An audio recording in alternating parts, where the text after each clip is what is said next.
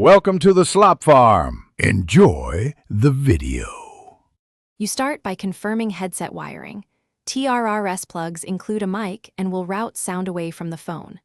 Once done, open the app you'll use for voice capture and grant microphone permission. This lets you pick inputs if the app supports it. If the phone still detects a headset microphone, use a TRS adapter or a simple mic blocking dongle to prevent the headset mic from connecting. By forcing no external mic, the system will default back to the phone's internal microphone for recording. You'll now choose the internal mic inside the app or system settings. Many recording or calling apps present an input source or audio device list.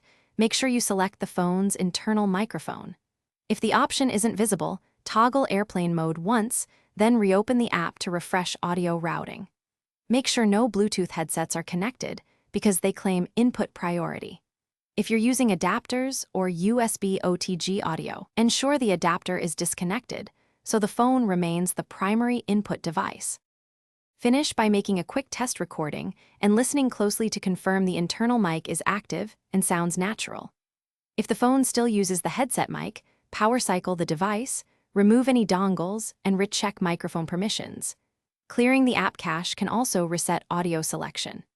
As a last resort, plug in a simple mic blocking adapter or use headphones without an inline mic to force the system to fall back to the phone's internal microphone. This usually resolves the stubborn routing issues. Thanks for watching. Consider subscribing if we helped you today.